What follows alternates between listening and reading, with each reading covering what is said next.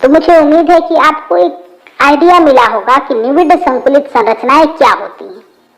अब जब हम लैंग्वेज को लिखेंगे तो आपको बिल्कुल क्लियर हो जाएगा कि निविड संकुलित संरचनाएं क्या होती हैं।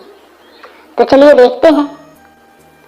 ठोस में अवयवी कण इस प्रकार से व्यवस्थित होते हैं कि उनके मध्य रिक्त स्थान न्यूनतम होता है। इस व्यवस्था को निविड संकुलन या इंग्लिश में क्लोज पैकिंग कहते हैं तथा इस व्यवस्था से बनी संरचनाओं को निविड संकुलित संरचनाएं कहते हैं। उम्मीद है कि आपको समझ में आया होगा कि निविड संकुलित संरचनाएं क्या होती हैं। जब हम बात करते हैं किसी क्रिस्टल की तो आप जानते हैं कि क्रिस्टल हमेशा त्रिविमीय होते हैं, इसलिए उनका निविड संकुलन भी त्रिविमीय होगा।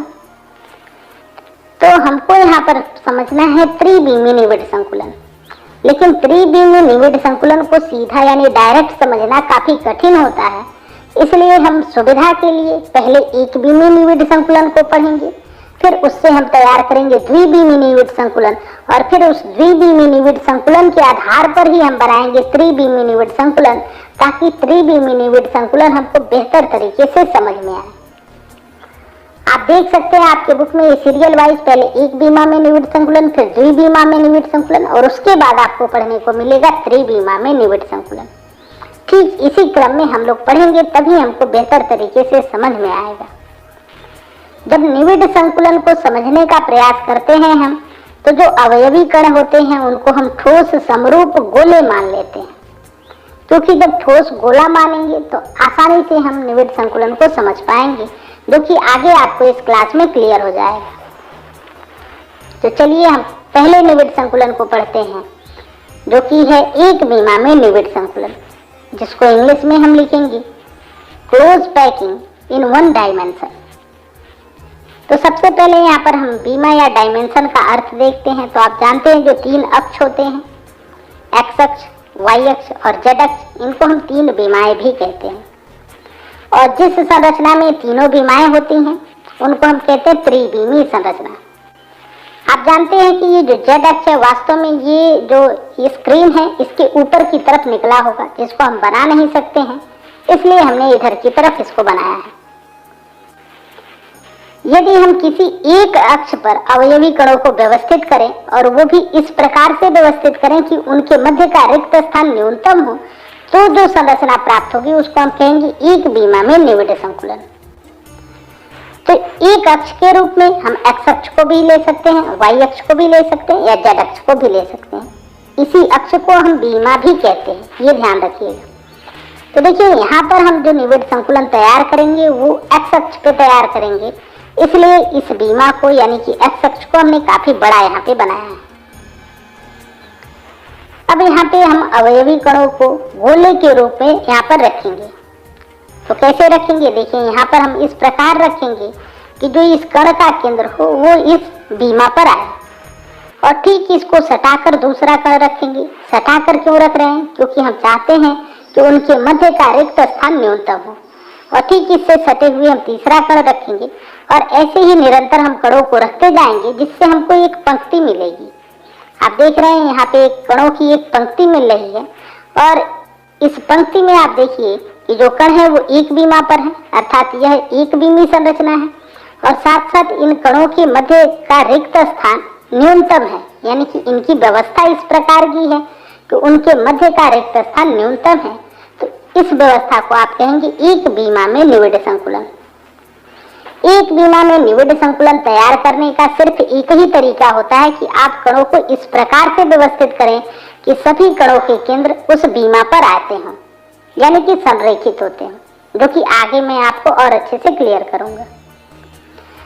यदि आप अवयवी कण को इसके ऊपर की तरफ यहाँ पे रख देते हैं जहाँ पे दिखाया गया है, तो देखिए ये क्लोज पैकिंग तो है, क्योंकि रिक्त स्थान तो न्यूनतम बनाए गए हैं, मतलब कण को इस प्रकार व्यवस्थित किया गया है कि रिक्त स्थान न्यूनतम है। लेकिन देखिए यहाँ पर आपने दूसरी बीमा का उपयोग कर लिया है। जब आप इधर की तरफ जा रहे हैं मतलब आप वाई अक्ष पर जा रहे हैं, तो ये एक बीमा निविड संकुलन नहीं रह गया। एक बीमा निविड संकुलन के केस में क्या करना है, आपको सिर्फ एक ही पंक्ति आप तैयार कर सकते हैं। यदि इसके ऊपर नीचे या फिर आप स्क्रीन के ऊपर की तरफ रखेंगे तो आप y अक्ष को या फिर z अक्ष पर चले जाएंगे, यानी कि आप y अक्ष का उपयोग कर लेंगे या तो z अक्ष का उपयोग कर लेंगे, और इस अवस्था में वह द्विविमी या त्रिविमी निविड़ संकुलन कहलाएगा। तो एक बीमी निविड़ संकुलन तैयार करने का सिर्फ यही एक तरीका है कि सभी कणों को इस प्रकार से व्यवस्थित किया जाए। यदि इन कणों के केंद्र को मैं यहाँ पे प्रदर्शित करूं तो आप देख सकते हैं कि इनका केंद्र एक रेखा में है, मतलब सभी के केंद्रों को हम एक सरल रेखा में या सीधी रेखा में जोड़ सकते हैं, या आप ये सभी के केंद्रों को सीधी रेखा से जोड़ सकते हैं। इस व्यवस्था को हम कहते हैं संरेखित, यानी कि ये सभी कण संरेखित हैं, यानी कि एक ही रेखा में उनके केंद्र स्थित हैं। दूसरी बात कि यहाँ पे देखिए जो आपने निविड़ संकुलन तैयार किया है, यहाँ पे देखिए किसी एक कण को, तो वो अपने निकटवर्ती दो कणों के संपर्क में है। किसी निविड़ संकुलन में अवयवी कण जितने कणों के संपर्क में रहता है उसे उसकी उपसहसंयोजन संख्या कहते हैं। तो ये जो आपने तैयार किया एक बीमा निविड़ संकुलन, यहाँ पे देखिए कि एक कण दो कणों के संपर्क में है, यानी कि किसी एक कण को देखिए जो बीच में है वो अपने दाएं और बाएं दो कणों को स्पर्श कर रहा है। अर्थात एक बीमा में जो निविड़ संकुलन तैयार किया जाता है उसमें उपसहसंयोजन संख्या 2 होती है, क्योंकि किसी निविड़ संकुलित संरचना में कोई भी अवयवी कण अपने आसपास के जितने कणों से संपर्क में रहता है या जितने कणों के संपर्क में रहता है उसे उसकी उपसहसंयोजन संख्या कहते हैं। तो यहाँ पर उपसहसंयोजन संख्या 2 है। तो उम्मीद है कि आपको समझ में आया होगा कि एक बीमा में निविड़ संकुलन किस प्रकार का होता है और किस प्रकार से ये तैयार होता है। अब इसकी लैंग्वेज को लिखते हैं। एक बीमी निविड़ संकुलन में अवयवी कणों को एक बीमा में एक दूसरे को स्पर्श करते हुए एक पंक्ति में इस प्रकार रखा जाता है कि सबके केंद्र संरेखित होते हैं।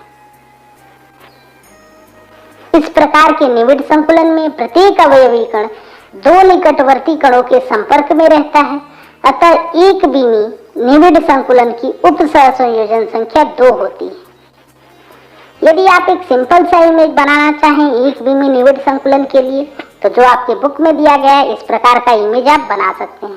तो देखिए हम यहाँ पे जो बीमाएं हैं x, y और z उसको नहीं दिखाएंगे, सीधा सीधा हम इस पंक्ति को दिखा देंगे, अवयवी कणों की इस पंक्ति को बनाएंगे। ये फिगर है एक बीमी निविड़ संकुलन का। तो दोस्तों ये थी आज की वीडियो। आगे आने वाली वीडियो में हम पढ़ेंगे